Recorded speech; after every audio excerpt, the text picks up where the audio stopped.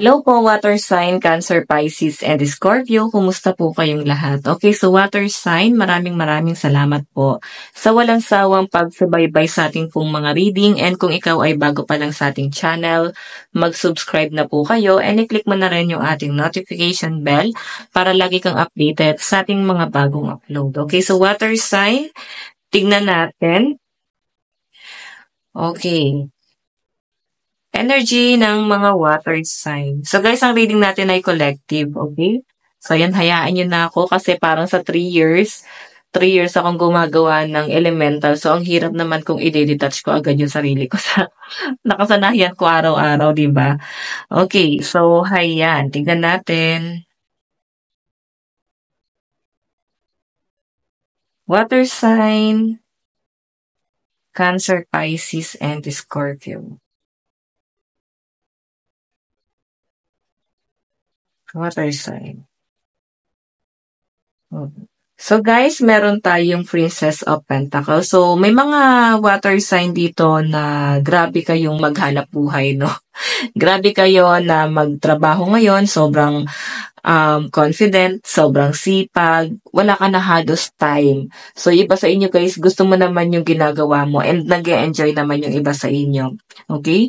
Pwedeng nagiging successful yung business ng mga water sign dito, lalo na sa mga nagsisimula sa business, no? Nakikita mo na parang mas lumalawak or nagkakaroon ng expansion ngayon. So, I think yung iba sa inyo magkakaroon pa kayo ng iba pang branch, ayan, sa mga may business dito. Dahil to guys sa sipag at tiyaga ng mga water sign, so nasasagap ko rito na magkakaroon pa kayo guys ng magandang future. Okay? Malayo pa ang mararating ng mga water sign. So, ipagpatuloy nyo guys na huwag kayo susuko kasi tignan mo yung kalabaw dito, masisipag ang mga kalabaw. Diba? Yan nga yung pambansang hayop natin, diba? Tama ba? Baka may mabash ako, no? Okay? Sige, tignan po natin. Water sign, Cancer, Pisces, and Scorpio. Meron tayong Temperance.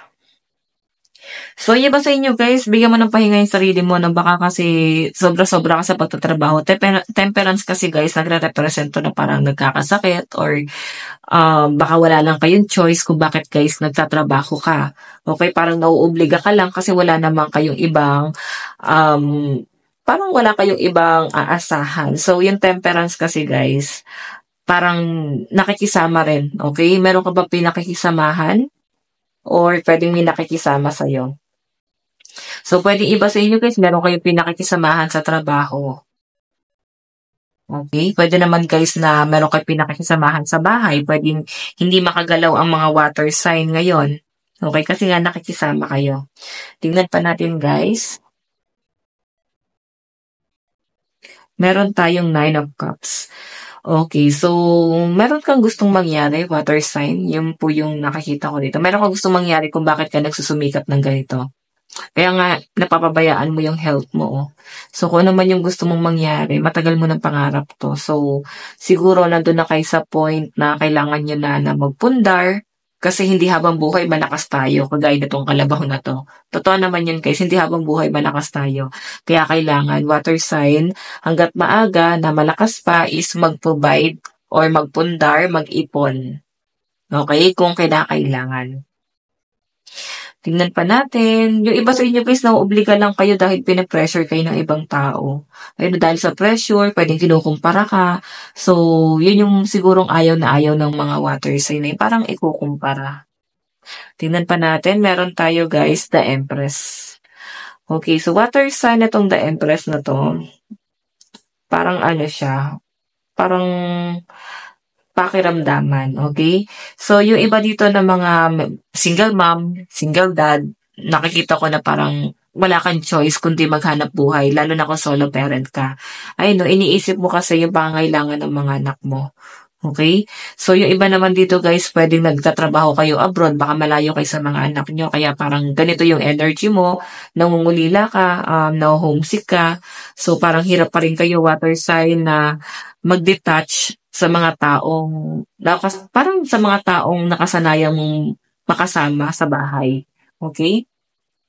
Nasanay kayo ng sama-sama eh, tapos ngayon parang magkakahiwalay kayo. So, water sign, I think, nahirapan ka mag-adjust.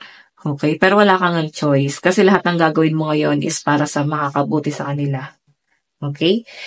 Tignan pa po natin dito, water sign. Princess of Pentacles.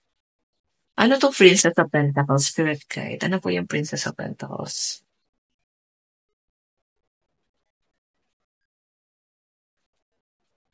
Okay. Queen of Wands.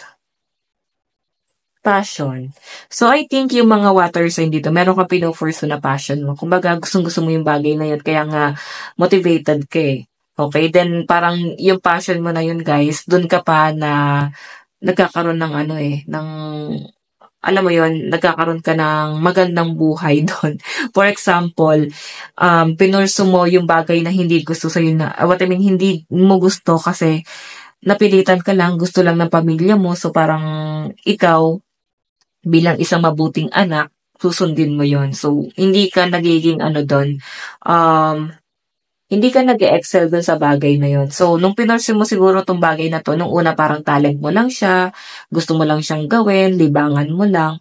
Tapos hanggang sa parang nahiligan mo na or nakakita mo na parang pwede palang kumita dyan dito sa passion na to or pwedeng dito sa talent na ito. Kaya nga nag-e-enjoy ka kasi hindi mo naman pinapansin yung pera. Gusto mo lang talaga yung ginagawa mo. Okay? Tignan pa natin ano ba tong temperance. Meron tayong ayan, may pag-a-adjust nga yung iba sa inyo lalo na sa trabaho, no? Ayan, no, nachichismis. Pinag-uusapan ka, pinagkakaisahan ka, so maaaring nararamdaman ng iba sa inyo na parang, ba't kaya ako pinagkakaisahan itong mga taong to? Ayan. So, sa mga pinagkakaisahan dito, so, pwedeng magbubulag-bulagan or magbibingi-bingihan ka dyan. Kasi dahil nga, gusto mo yung ginagawa mo, wala kang pakailam sa kung anong sasabihin nitong mga to sa inyo. Basta gagawin mo yung gusto mo kasi gusto mo tong bagay na to. May nakikita ako na parang may mga kumukupentensya sa mga water sign. Kasi alam nyo, hitik ka sa bunga eh. Okay? Nakikita nila na maganda ang nagiging daloy ng hanap buhay mo ngayon, daloy ng kaperahan. Kaya marami dito na tao na parang pinag-uusapan ka. Okay? Mararamdaman nyo guys, hanggat umaangat ka, mas dumadami ang kaaway mo. Okay? Dahil yan guys sa inggit. Meron tayong Queen of Pentacles. So guys, sa nasasagap ko po dito, Queen of Pentacles, yung gusto mo siguro mangyari dito, eto, Queen of Pentacles, makaipon. Okay, meron kang gustong ipundar. Pwedeng dapat parang ganito, dapat matagal nyo na siyang ginawa eh. Pero siguro hindi mo siya nagawa kasi inuna mo yung ibang tao. Okay, yung iba sa inyo rito, parang may mga nape-pressure sa trabaho, no? Okay, tingnan natin. Ano pa ang ipapakita? So, yan pagdating sa love life ng mga water signs na nakakita ko dito, ine-enjoy mo, no? May mga water sign kasi rito, guys, na parang masaya naman kayo ng nag-iisa, masaya kayo ng single, kumbaga, mas kampante kang nakakagalaw, nagagawa mo yung mga bagay na gusto mo ng parang wala kang matatapakang ibang tao or wala kang masasaktan or walang parang pipigil sa mga gusto mong gawin sa buhay. So ngayon kasi guys, mas magaan sa inyo yung mga ginagawa mo. Okay? Sobrang kampante yung nakikita ko sa energy ng mga water sign dito. Okay? So kung makita nyo guys, judgment. Ayan, may mga single parent dito. So siguro, nadja-judge nga kayo ng ibang tao sa pagiging magulang mo. Okay, kaya nga ang ginagawa mo dito is yung pagiging ulirang magulang. Ginagawa mo kung ano yung makakabuti sa kanila. Kaya ang ginawa mo dyan, yung iba dito, mga nagiging OFW, kasi lahat gagawin nyo para sa kinabukasan ng mga anak nyo. Okay, tignan pa natin guys, ano naman yung advice. Sasabihin ko rin natin.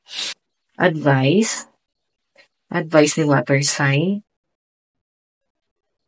Meron po tayong my aura is magnetic to golden opportunity, 'di ba? Yung energy na nasasagap ko sa mga water sign, sobrang ano siya guys, positive. Parang ayan, golden na, 'di ba? Kumbaga parang nag-gold yung energy mo. So mas focus ka sa pera, sa career mo. Yun yung mas importante sa inyo ngayon. Okay? Hindi mo na titingnan pa yung mga taong hihila sa inyo pababa, so iiwas ka na rin sa gulo. So, water sign, ito lang po ang inyong reading bukas po ulit. God bless and love you all. Bye-bye po.